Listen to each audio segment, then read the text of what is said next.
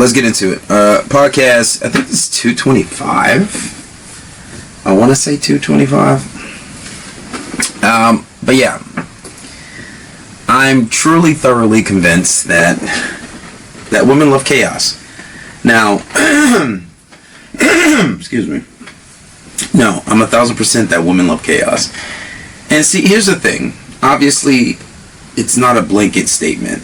Trying to apply one thing to everybody, obviously, that never goes. You can't apply just one thing to everybody. You can't say, oh, men are this way and that applies to all men. You can't say women are this way and that applies to all women, obviously, right?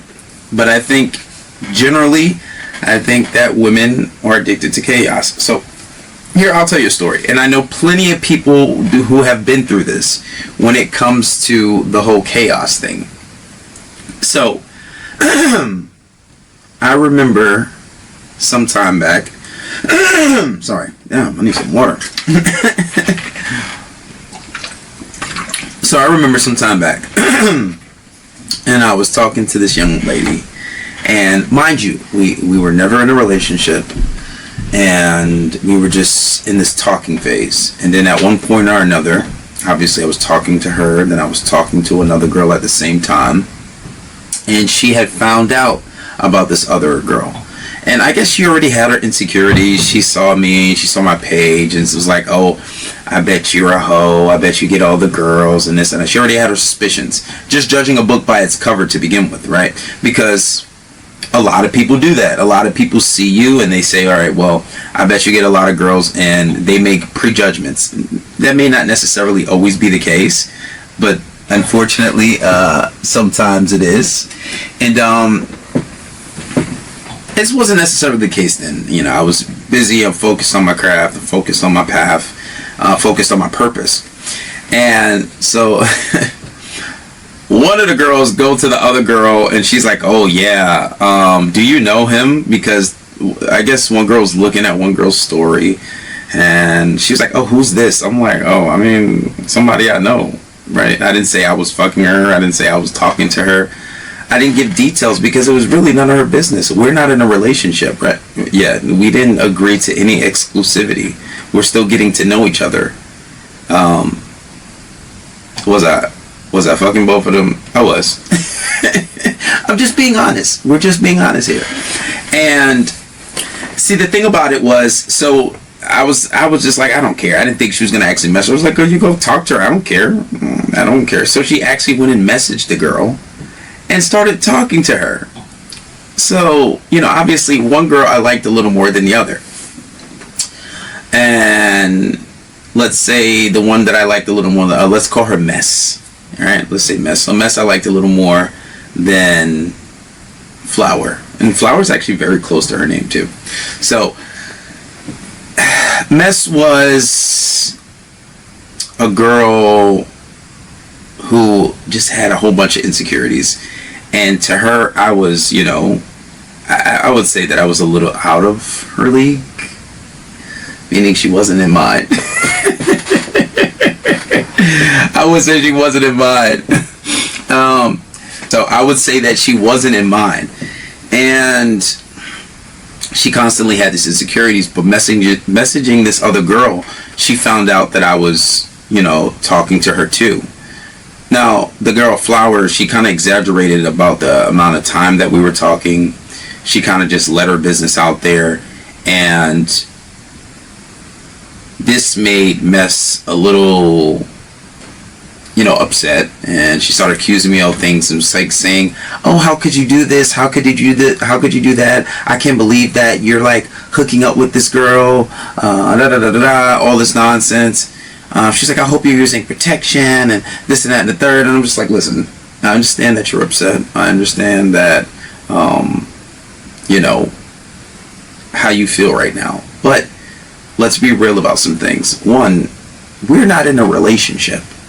You are not my girlfriend. Now, of course, this girl liked me. You know, we were hooking up. She said it was the best she's ever had until this point. And obviously I know what I'm doing. So, and then the other girl, she was upset too, but not as upset. And so what I did was I gave them both a moment of silence. I just said, you know what? I don't have to answer to either one of you, because they were acting as if I was in trouble. They were acting as if I had to answer to something, like, oh, I got you. And I was just like, oh, no, you didn't, because guess what? I'm not in trouble. And I was very honest and transparent about it, you know. And she was like, oh, I thought you said you weren't talking to anybody. No, when I told you that 2 months ago, I wasn't. But now I did. And I even told this girl, I was like, you know what? Like, you accused me a lot of things, and I'm not even doing anything. At that moment in time, I wasn't. And I guess it was like a self-fulfilled prophecy for her, because I guess I kind of started talking to somebody. But the point was, neither one of them stopped talking to me. Neither one of them stopped talking to me, and they both wanted to continue talking to me. And what I seen was they became very invested. They became very invested, although it was something that they said they didn't want. They didn't want to talk to a guy who was talking to multiple women. They didn't want to talk to a guy who, who was also having sex or hooking up with somebody else. But when I go back and look at the situation, it's like, well, if that was the case, how come you just didn't stop talking to me? How come you just didn't go and start talking to somebody else? And I'm sure you guys are talking to other people, so why not?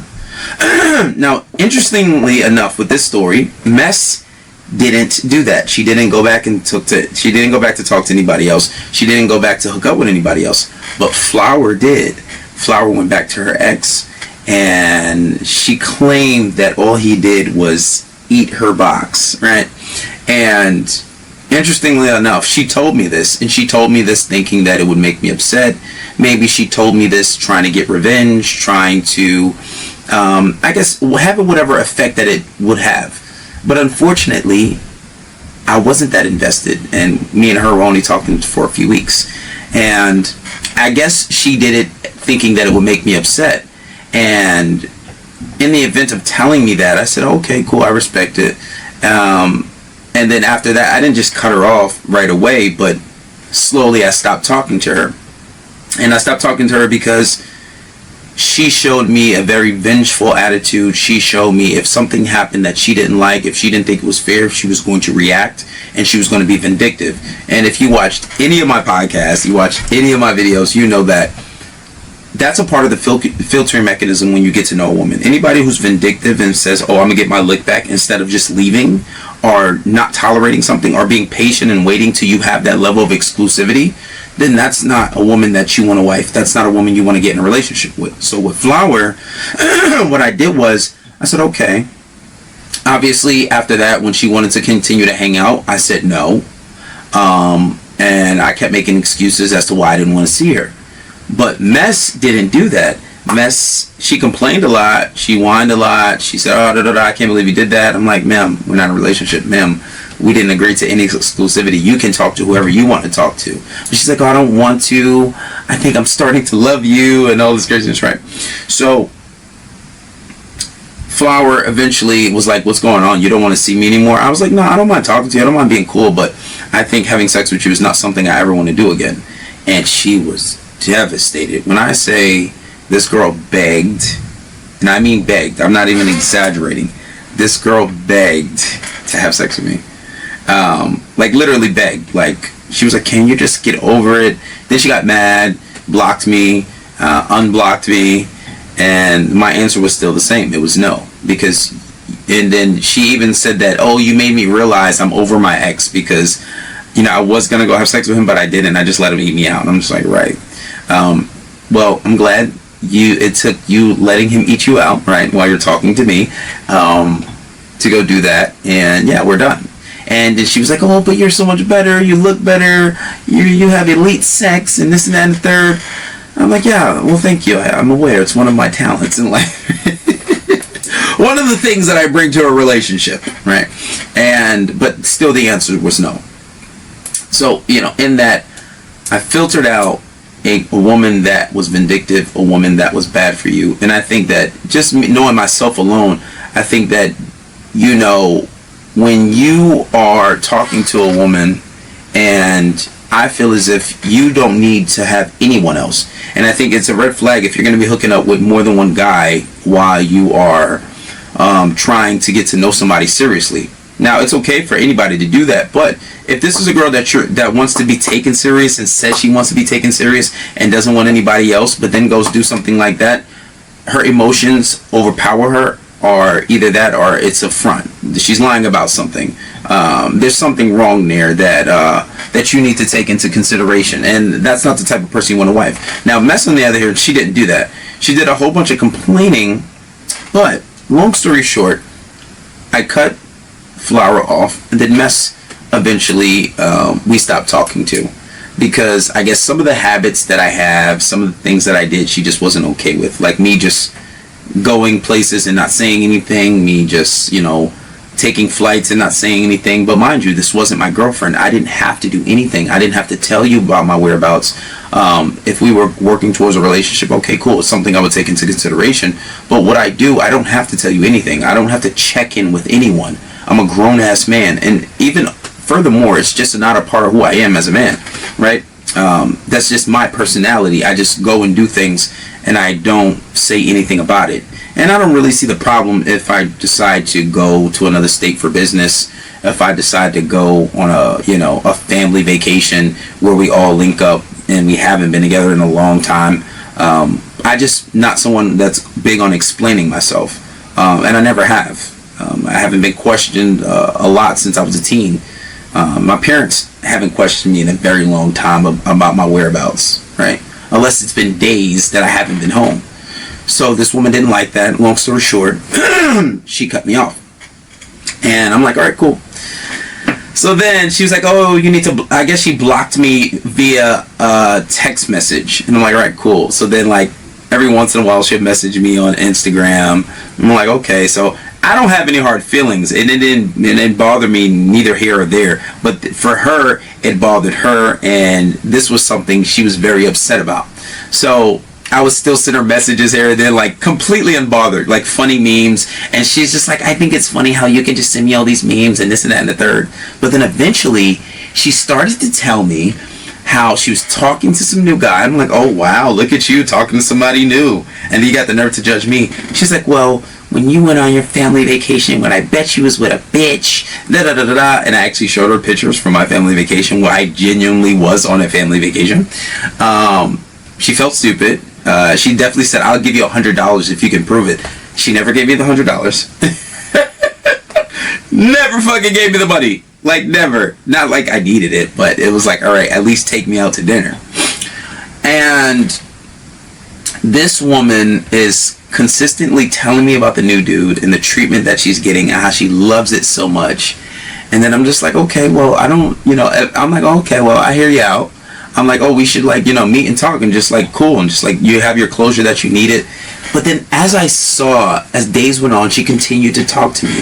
She continued to tell me about her treatment and how, like, I messed her up, and how, like, this guy is such a nice guy and he's been through what she's been through, and how she didn't want to be talking to me. I'm like, okay, you don't want to talk to me, just block me then, right? You can just block me and you don't have to talk to me. Now, I didn't want to stop talking to her, but I didn't really care whether I did or not. It was like one of those things. Like, she was still a really good girl.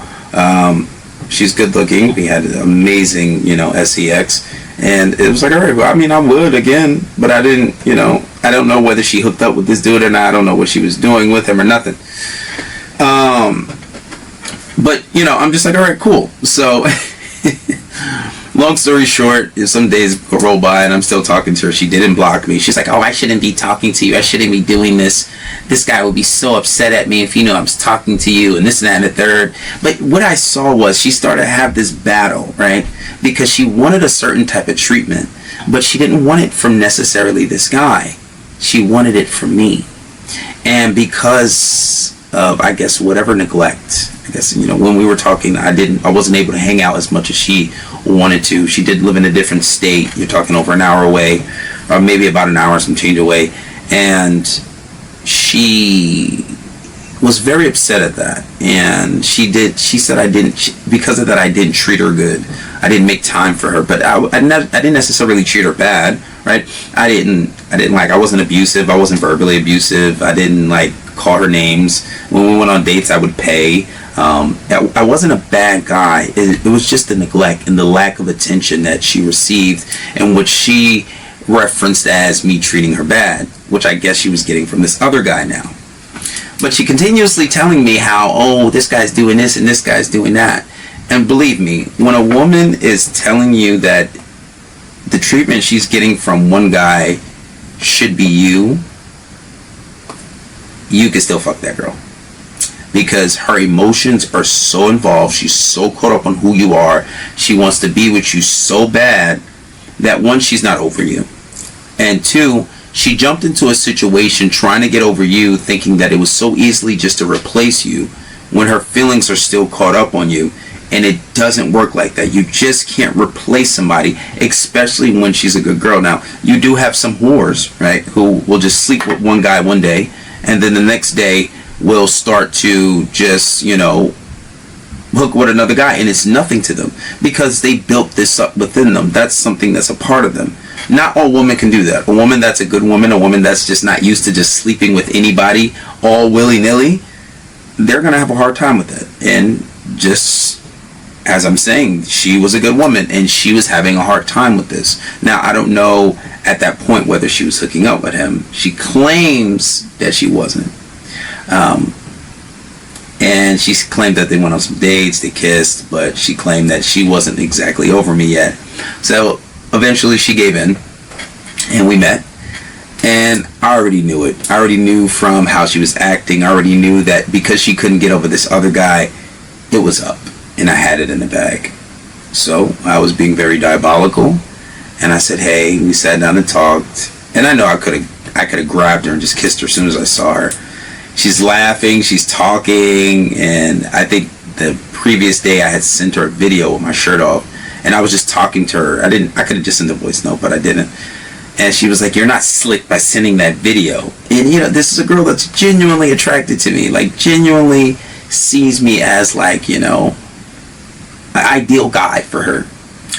So long story short, at the end of us eating and sitting down and talking, I hooked up with her. And she felt so bad. Why? Because this went against her paradigm. This went against something that she's so against. She protests against that type of behavior so much. And I genuinely think she was. I don't genuinely think she was that kind of girl to do something like that. But nevertheless, she did.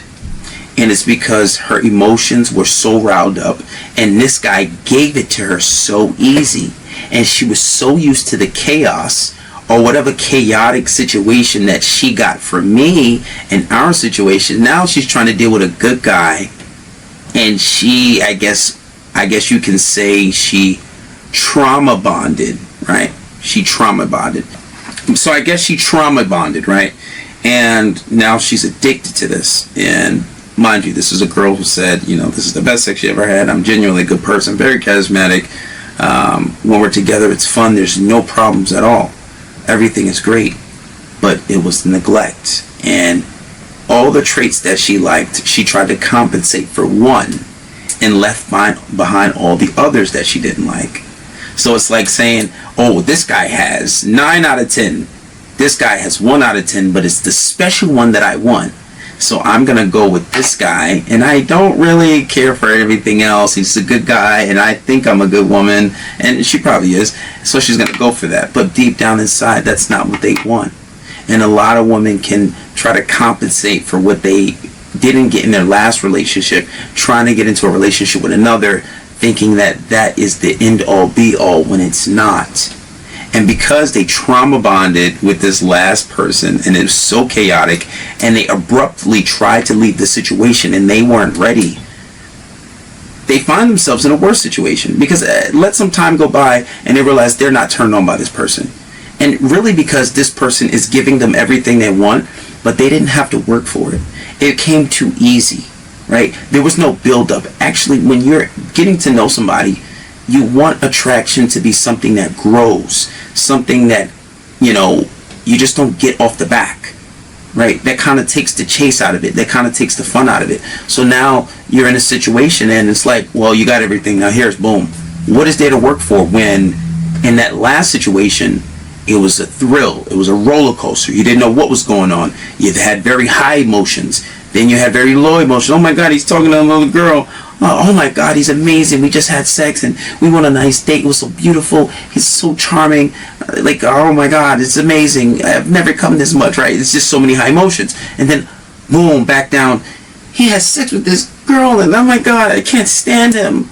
But he's so amazing when I see him. And he calms me down. He's so charismatic. And I guess he does have a point because we're not in a relationship. But that extreme of highs and lows is the very thing that makes a woman addicted to you. And that's not something that your average guy who says, well, I don't want to have to play games. I don't want to have to play these games. I'm not going to play these. Yeah, you're not going to play these games and you're going to get fucking played. If you can't play the game, you're going to get played. If you don't know the game, you're going to get played. And a lot of people don't understand relationship dynamics and how they work. Right? And that's what gives me a job. That's why people will pay $2,200 for coaching. Because when they get serious results, they understand that women are this way. Not all. But I would say the majority, which is why 80% of divorces are happening. And then most of them are initiated by women. Because men believe that you have to give a woman her way, you have to empathize and sympathize with her, and her feelings are more important than yours. But really, that's a mutual thing. But in a relationship, somebody always rules over the other, right? It's just the way things are. But a lot of women and a lot of men don't understand this.